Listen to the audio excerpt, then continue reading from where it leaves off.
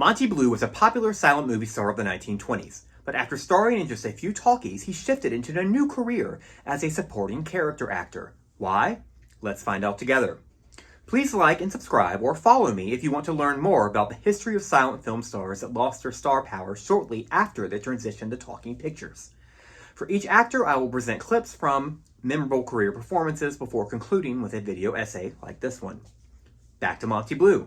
He was born in 1887 in Indianapolis as Gerard Montgomery Bluefeather. After attending Purdue University, he worked several odd jobs before moving to Los Angeles, where he began working for D.W. Griffith at Triangle Studios around 1915.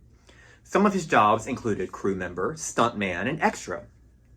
He initially had not set out to be an actor and had no prior theatrical training, but Griffith saw something in him and began casting him in bit parts. In 1917, after a small role in Griffith's epic Intolerance, Monte began finding work in larger roles at other studios. He co-starred with Colleen Moore in Hands Up and with Marion Cooper in Betrayed. In 1918, he got his big break when he starred opposite superstar Mary Pickford in the patriotic film Joanna Enlists. As you can see in this clip, Monte played the rugged but comical hero that comes to the heroine's aid.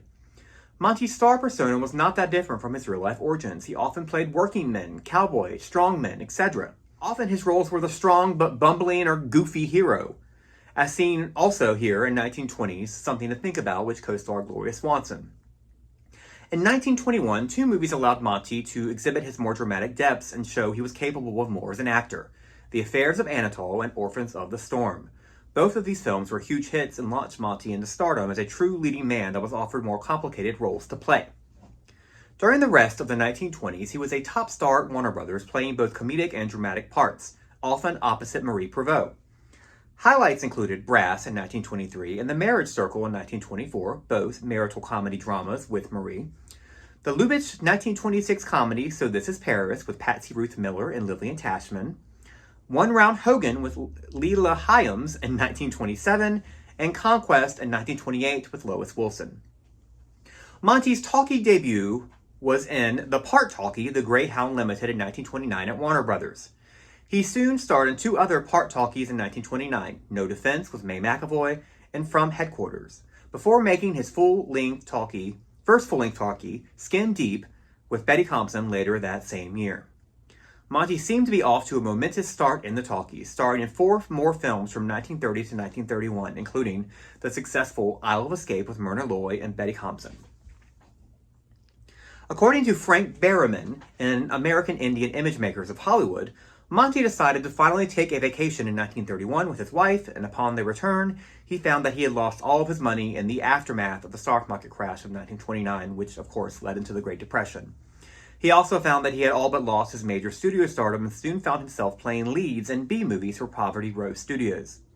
However, Monte, always willing to work, created a new image for himself, that as the older character actor, and continued to get cast in countless roles for years to come. What's particularly interesting about Monte's career from the 1930s through the 1960s is that he appeared to just have been happy to work, regardless of the size of the role. While he did have leads in B-movies and some major supporting roles in A-movies, he was also quite content to take uncredited roles, bit parts, and cameos.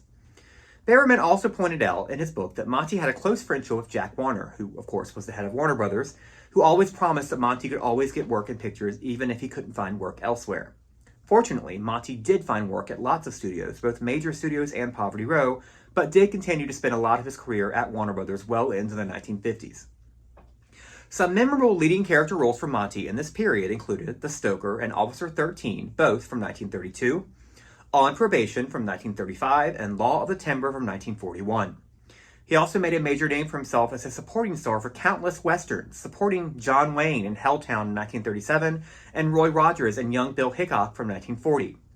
The 1940s also saw him making several brief bit or cameo appearances in major, critically acclaimed, often award-winning Warner Brothers films, including Casablanca, The Hard Way, Thank Your Lucky Stars, Janie, Saratoga Trunk, Humoresque, Johnny Belinda, and Life with Father, where he had this memorable cameo role opposite William Powell and Irene Dunne. The late 1940s saw Monte get more opportunities at Warner Brothers to return to major supporting roles, including Sheriff Ben Wade and Key Largo and Detective Joe and Flaxie Martin.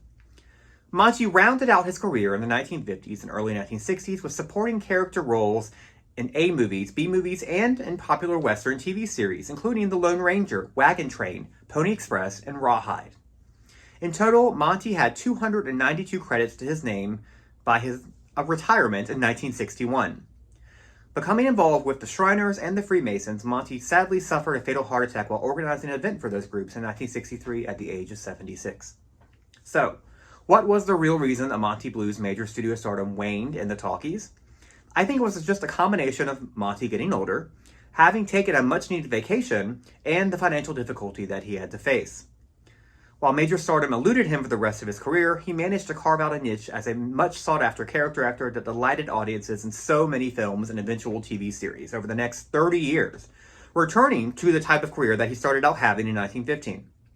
Monte has left behind a rich body of exquisite acting in both silent films, several talkies, and several classic TV series. Be sure to check out many of his films on YouTube, and be sure to check out his IMDb page so that you can see if you can spot him in the next time you watch one of the major Warner Brothers films of the 1940s.